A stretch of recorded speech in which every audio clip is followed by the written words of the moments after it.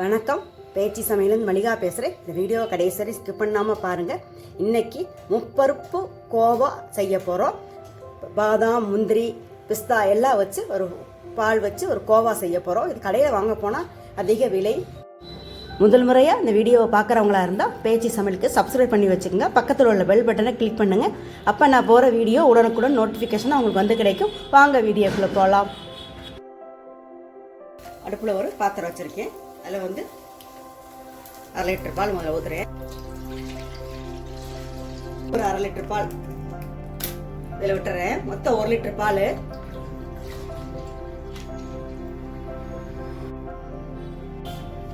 ஒரு லிட்டர் பால் ஊற்றிருக்கு.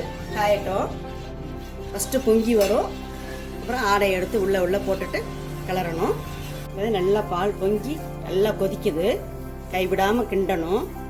இவ்வளோ நேரம் மிதமான தீயில வச்சுருந்தேன். இப்போ வந்து நல்லா ஸ்பீடாக வச்சுக்கலாம்.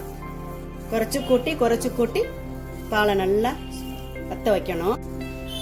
கொஞ்சம் நேரம், 1 மணி நேரம் ஆகும் இருந்தால். ஆனால் டேஸ்ட்டு ரொம்ப ரொம்ப ரொம்ப சூப்பராக வேறு லெவலில் இருக்கும். கைவிடாமல் கிளறணும். கீழே வந்து கெட்டியான பாலை கண்டு கீழே வந்து உட்காந்துரும். அப்புறம் வேஸ்ட்டாக போயிடும். நல்லா கைவிடாமல் கிளறினோம்னா சூப்பரான கோவா ரெடி ஆயிரும். இப்போ வந்து இந்த நான்ஸ்டிக் கடாயில் மாற்றிக்கிறேன். அடி பிடிச்சாலும் இந்த சைடில் இருக்கிற ஆடையெல்லாம் வந்து கரெக்டாக நமக்கு ஒட்டாமல் வரும். அதனால தான் இதில் மாற்றிக்கிட்டேன். சுற்றி இந்த ஆடை கட்டுறதெல்லாம் அப்படியே சுற்றி இருக்கிறதெல்லாம் அப்படியே எடுத்து விட்டுக்கணும்.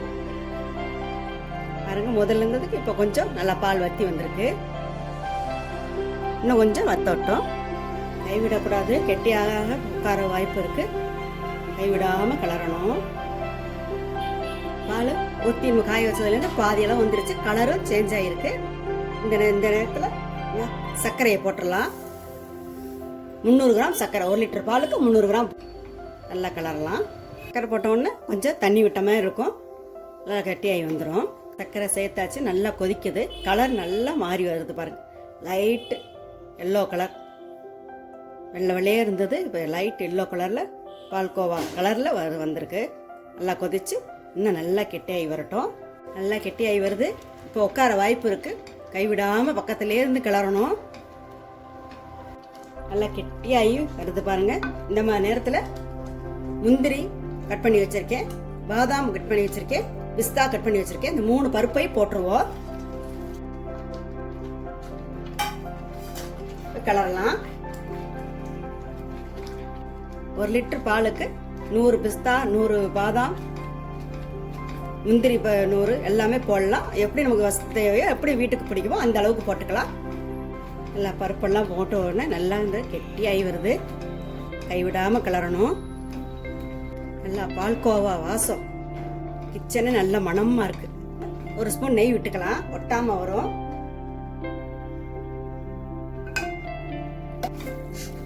நெய் ஊற்றினோடனே ஒட்டாமல் வருது. இன்னும் 1 நிமிஷத்தில் இறக்கிடலாம். நல்லா சட்டியில் ஒட்டாமல் வருது பாருங்க. அடுப்பு ஆஃப் பண்ணியாச்சு. 1 ஸ்பூன் ரோஸ் எசன்ஸ் ஊற்றிக்கிறேன். நல்லா வாசமாக இருக்கும். ஏலக்காய் பொடி போட்டாலும் போட்டுக்கலாம், எது வேணாலும் பண்ணிக்கலாம். நான் வந்து ரோஸ் எசன்ஸ் ஊற்றி அடுப்பு ஆஃப் பண்ணதுக்கு அப்புறமே ஊற்றணும். கிளறி விட்டாச்சு. சூப்பரான சுவையான டேஸ்டியான பருப்பு கோவா ரெடி ஆயிடுச்சு. நீங்களே செஞ்சு பார்த்துட்டு உங்கள் கருத்துக்களை கமெண்ட்ஸில் சொல்லுங்கள். இந்த வீடியோ பிடிச்சிருந்தா லைக் பண்ணுங்கள், ஷேர் பண்ணுங்கள். பேச்சு சமையலுக்கு சப்ஸ்கிரைப் பண்ணுங்கள். நன்றி, வணக்கம், வாழ்க வளமுடன். அடுத்த வீடியோவில் பார்ப்போம்.